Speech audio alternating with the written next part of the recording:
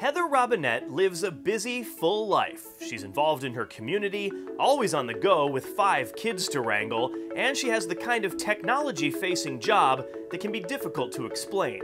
I'm the director of a software architecture team, and we focus on eComp, which is basically working in software-defined networks. And what people often understand is the cloud, so that's how I relate to people who don't understand the technology beneath it. eComp is the name used for the computer code AT&T created to eliminate a lot of hardware. The same way you no longer need a physical CD player or calculator, now things like routers and set-top boxes can move to the cloud. But then, they did something unexpected. Basically, AT&T gave their code base away so that the community, the open source community, could assist in development. The beauty of these software-defined networks is we're using less physical equipment, and it's moving to software, which makes it a lot cheaper, and we can move faster for our customers. It's really fun to be in the middle of this changing technology and to see how quickly it is changing the footprint of everything we do. While working with her online community, Heather was also getting to know the people in her physical community. She and her husband started a garden, choosing to put it in a specific neighborhood that they felt was underserved. They weren't part of any neighborhood organization and just really felt unheard and overlooked. So we purposefully picked a location in that area to put our garden to draw out some of the neighbors in that area and to make them feel part of the neighborhood as well. But in 2014, the peace of her neighborhood was shattered. You are in the streets, blocking the roadway. You are unlawfully assembled. You need to disperse immediately or you will be subject to arrest. Do it now. I live in Ferguson, Missouri. We moved there in 2004. I was not personally aware of a lot that was going on, like the unconstitutional policing, you know, the ticket upon ticket upon ticket, and I didn't know the extent that people were living this.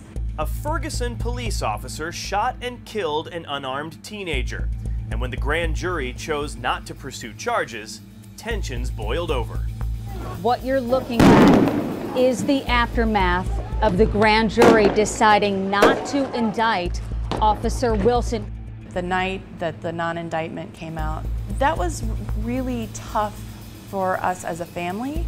We were watching TV and the Little Caesars was on fire, and my daughter, who was 6 at the time, just started crying because that was her pizza place. And to see something so close play out on CNN and, you know, all of the major news sources, it was surreal. You know, I'd turn on the TV and Anderson Cooper would be 2 blocks from my house. When the dust settled, things were left very unsettled. The Department of Justice came in and had a new set of rules for the city to follow. There was a lot of uncertainty, but Heather suddenly became quite certain that she needed to do more. I knew that there was a balance of, was our city salvageable or would the consent decree break us? And so I thought it was important for me to run for city council. I talked it over with my family, and for someone with not a lot of free time, that was going to be a big endeavor. So we campaigned, which was a whole nother skill set that I never anticipated that I would need to know how to do. We knocked on 1,100 doors, and we pulled it off. 2 years later, Heather now serves as Mayor Pro Tem on the City Council, doing this truly as a volunteer, even turning down the stipend offered by the city. It wasn't the money, it was the gesture. I want the city to know that I'm in this because I believe in it. I'm not striving to be some political, I'm not moving up, you know, I don't need to be governor or anything like that. I'm a very unlikely politician. Some people join the council because they want to be in the spotlight. Some people join the council because they want to be in charge. She has always shown that she just wants to serve. And I think that's really an important part about a public servant. I think it says a lot about her character, and I think it says what an exceptional person she is. It's that dedication where they come in doing the job because they want to see the community grow. They want to see the community improve. So you can tell she has her heart into the community.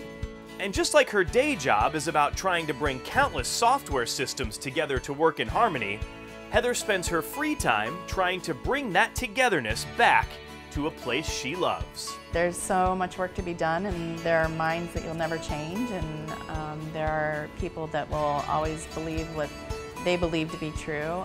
But I think that there's been a lot more people moving to a middle ground.